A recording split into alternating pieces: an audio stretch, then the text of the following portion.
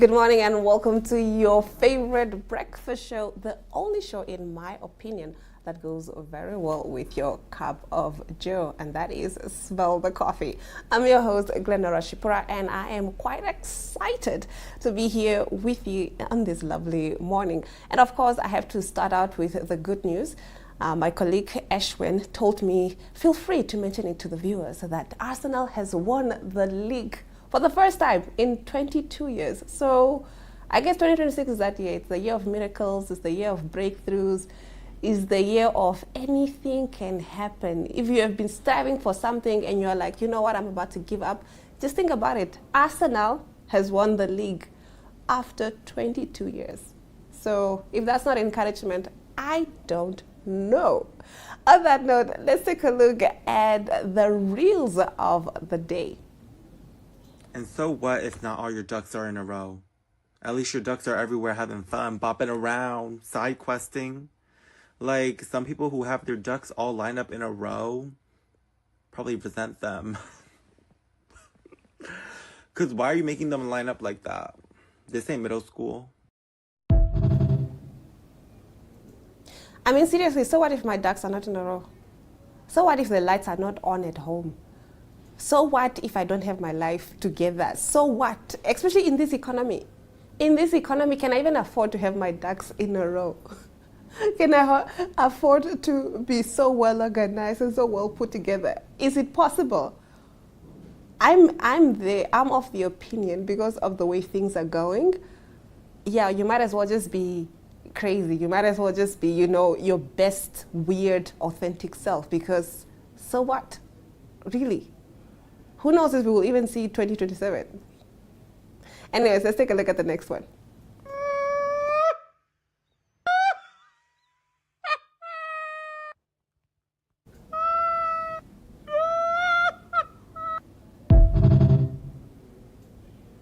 I don't wish you the best.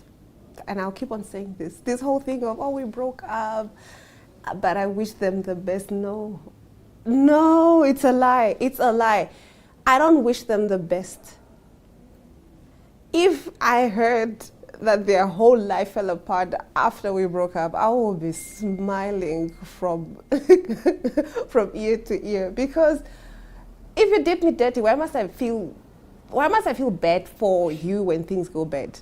Like, honestly speaking, after we broke up and I hear that you have a receding hairline, that's good news for me. After we broke up and I hear that, oh, you lost all your life savings because you took a gamble on some crypto something, I'm smiling. I'm smiling because I don't wish you well. And that note, we have concluded our Reels of the Day segment. We will be right back on the other side of this with an interesting story. Namibia is a land of movement, with waves that never stop reaching forward. Here, adventure is not something we search for. It is something we are born into. In every corner of this country, creativity rises, from artists, from athletes, from dreamers. And when the world comes to explore Namibia, they discover something extraordinary. Because when sport moves people, creativity moves ideas, and tourism moves the world toward us. Something powerful happens. A platform where movement meets imagination, where industries connect, where opportunity grows, where Namibia's next chapter begins. Welcome to the Creative Sport Tourism Expo. Exhibit, partner, experience. Creative Sport Tourism.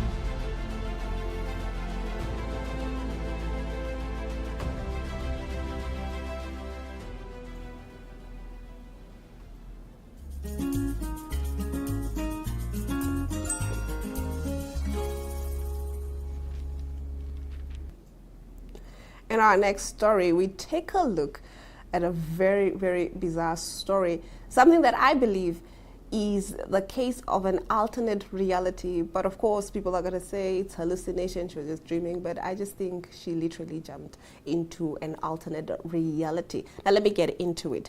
A 19-year-old woman from Lyon says she is still grieving children who never actually existed after waking up from a medically induced coma, believing she had lived an entirely different life for 7 years. Clelia Verdier says she made a serious suicide attempt in June 2025 by taking a large amount of medication, which left her in a medically induced coma for 3 weeks.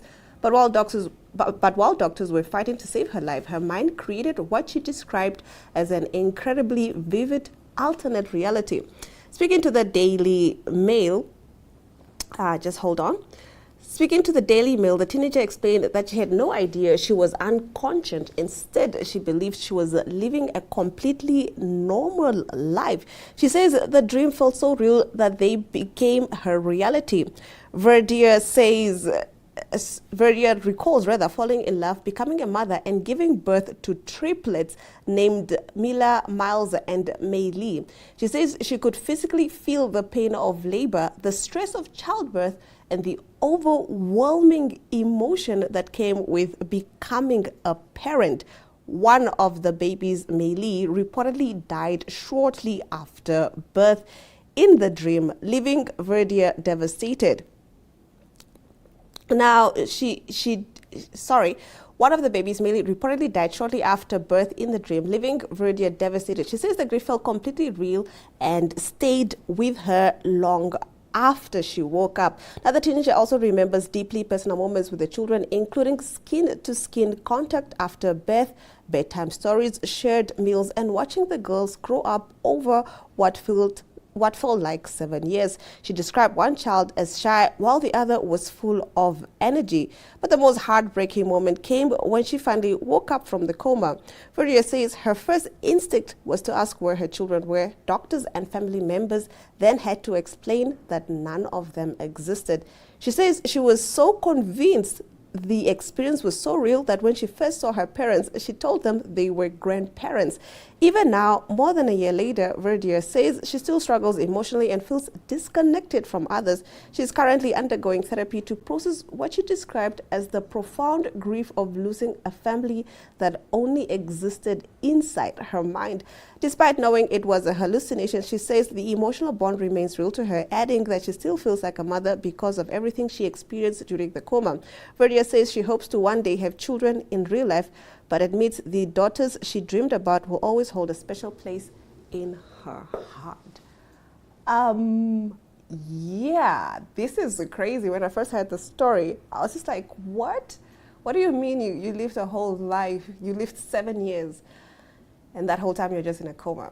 So yeah, so this is a woman from France. She experienced this, and she's currently undergoing therapy to deal with the loss of children that never existed. In my opinion, I think she was just in an alternate reality. I think that she slipped through whatever, I don't know, quantum physics. Physicians, please come through and explain what might have happened. But I think she slipped through to an alternate reality, and she lived a full life there, or at least 7 years there. And then she had to come back to this reality, and she's like, oh no, she doesn't have any children. And you know what would be very interesting? What if in a few years' time she actually has the triplets? Everything that happened in that alternate reality actually happens in this life. Then would we question that she was crazy, or would we start to look at like, maybe there's more to this life thing. Maybe there's more to just what we think is, oh, that might be a hallucination. Maybe there's more to some of this thing. There's also another story of a man who he passed out, I think, for like 25 minutes. And during that 25 minutes, he had lived another life of about 50 years where he had a wife, he had children, he lived a full life, only for him to wake up and realize that he's still in this reality, and it had just been about 25 minutes that have passed. So there's more and more cases of stories like this that are coming to light, and I'm starting to believe that there are are alternate realities out there. But do let us know in the comment sections what you guys make of this story, because in my mind, I don't think she was hallucinating. I think she literally lived this life, and this existence does exist in some random fragment of reality. On that note, let's take a look at this interesting interview that I had with a multi-disciplined artist, X, who wears different hats in the industry.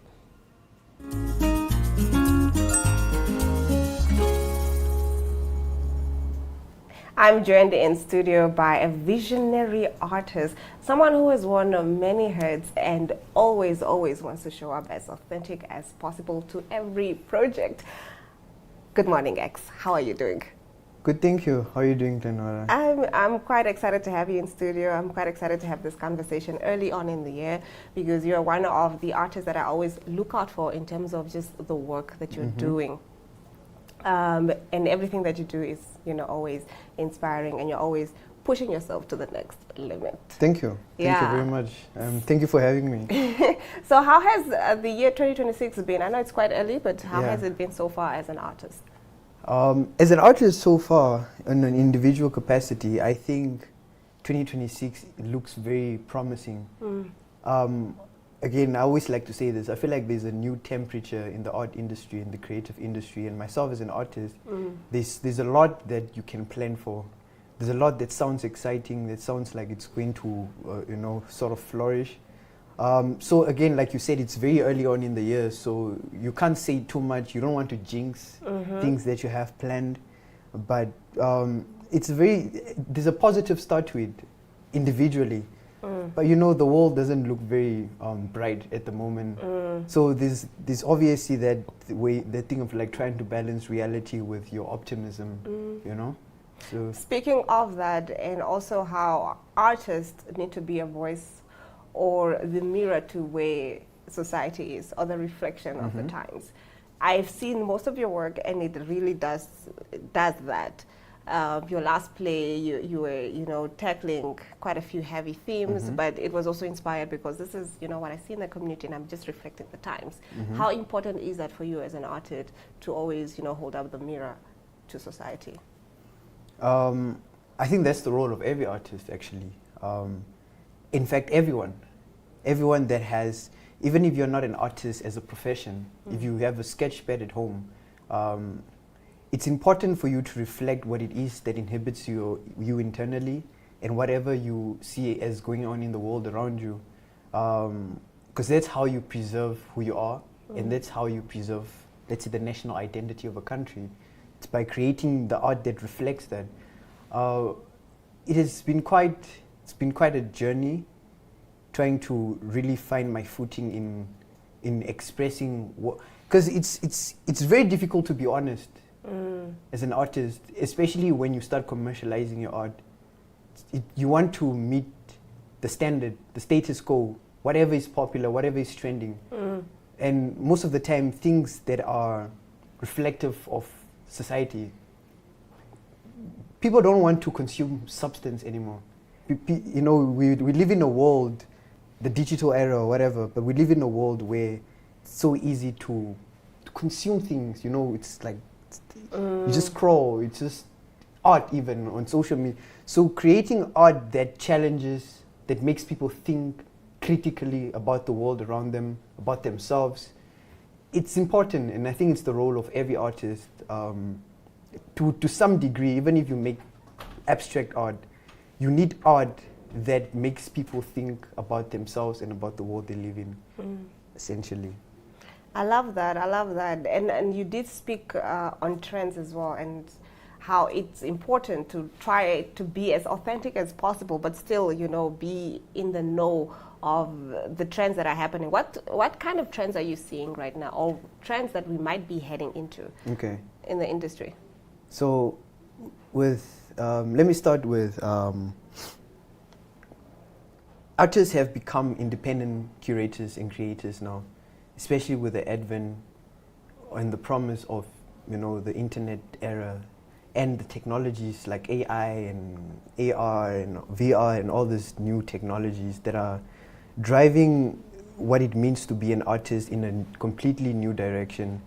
And it's trending also, of course. I mean, we saw like with the advent of social media, it became it became much more easier to sort of disseminate your art globally, because you are in charge of it. You are in charge of distribution, because you know the internet platforms and social media platforms made that possible. So it has when was the internet introduced? Like early 2000s. So now in 2026, you know, it's taken a level that is where you can be a business on your own and you don't need all these Yeah. other factors or agents and people outside of record labels and whatnot. It also removes a level of, I'm not saying all record labels are bad, but or companies per se Yeah. that house and manage artists Yeah. are bad, but there were issues in the past where you hear stories of like artists, I mean I sold how many millions of albums or books, what have you, but I didn't make so much money from it because of the contracts I signed. Yeah. So So now there's that sense of like independence of being drawn away as an individual artist, being drawn away from institutions and being able to own your art, own your work, direct the channel in which it flows, things like that. And also you know? own your voice as well. Own your which voice is also as very well. important, which is I've seen quite a few artists blow up just on social media. Yeah. And I don't see them like being signed on to anybody, but you can see that they have like millions of views on YouTube and they are doing their own thing, which is very nice and holistic. They themselves become the brand, the entity, the company. Yes. You know, as an individual artist, you become the institution that sort of produces the work that you create as an artist. Do you think that this new trend, especially the use of social media, is good news for Namibian artists? Because there's always been that notion that, if you're an artist in Namibia, you're just going to suffer, you're going to starve.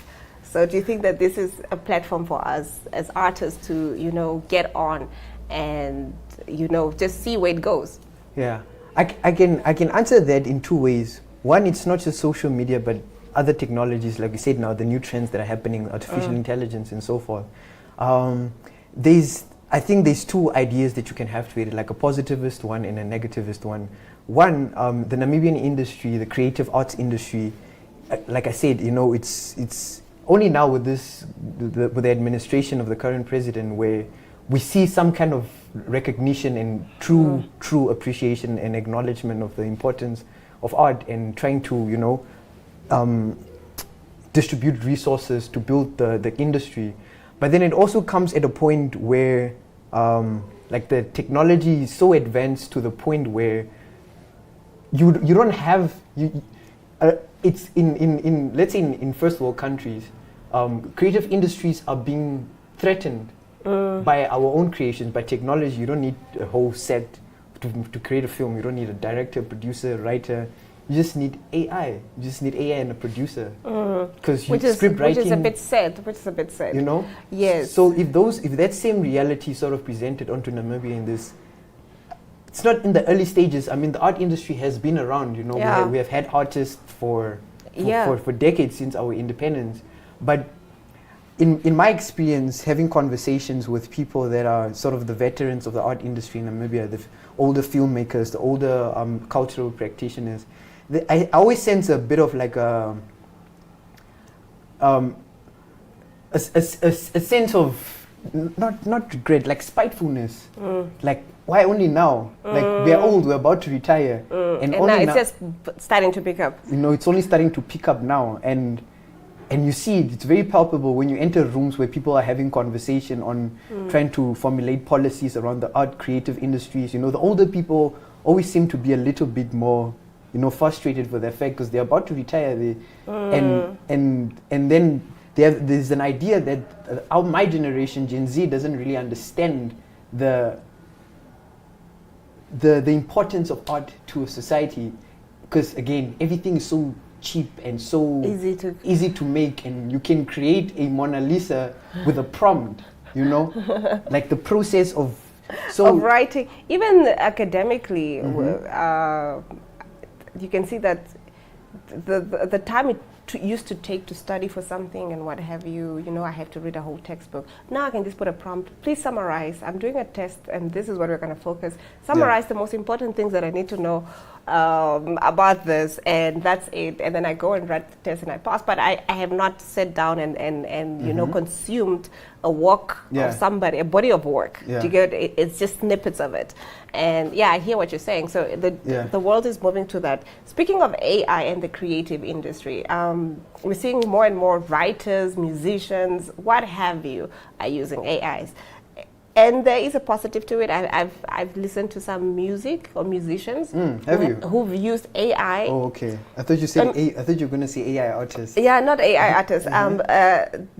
They would let's say I don't have a producer, so AI does my producing for me, and I can see how it helps, especially when you're starting out and you don't have the money to pay for a producer, what have you. So there's this guy that I'm following on social media. He used AI to create his beats, but the vocals is his, which I have to say I respect him for that, and I love that that's the direction he's going for, because it's quite expensive, especially if you're starting out. But at the same time, it takes away from the human touch. Yeah, that's the point. That's the point of it all. AI can do incredible things.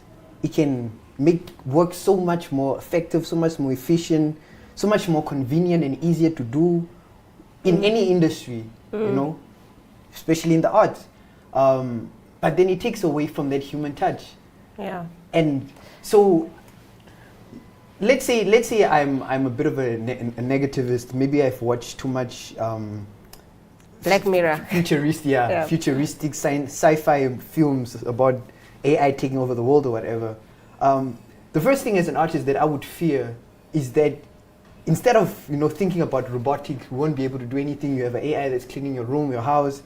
You have AI that drives, or you take a robot or whatever, electric car, whatever, that drives your kids to school. You don't have to go anywhere and do anything, because you have created these technologies that can do everything for us, and then humans basically just become people that eat and sleep, consume. The perfect utopia of AI and technology. But what would that mean for art?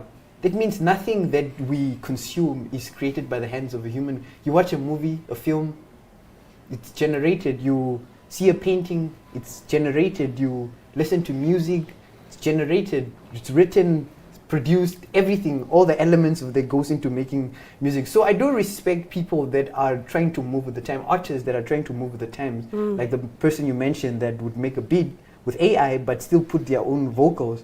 But at one point, someone else is going to realize, no, it's easier to just also let AI generate my voice. Let me record my voice. And then at one point, we don't have any original art or anymore. Human art with human touch to it. And I like to quote, it's a German philosopher, I don't know if you know him, but Friedrich Nietzsche. I know you like philosophy. I know him. Of course I'll know him. Yeah. And he had this idea that in order for humans, the point of being alive on this earth as a human being is to sort of struggle. And if you're going to project that into your art, AI doesn't have struggle. It just analyzes. There's no human soul to it. Exactly. A human touch brings the endurance, the suffering, the joy, what have you, and that's what makes it so unique and palpable to everybody else. So I definitely agree with that. Now, X, we really, got carried away, and you and I will always, have long conversations. But it was so nice to have you in studio to divulge some of this thoughts, and just also open our minds to just like, okay, this might be cool, but what does it mean in the long term for society and for us as artists as well? So thank you so much for your time. Thank you so much for having me. My name is Solve X, and this is a very beautiful conversation. Thank you so much. All right, with that, we've come to the end of the broadcast. Don't forget to tune in tomorrow, same time, same place.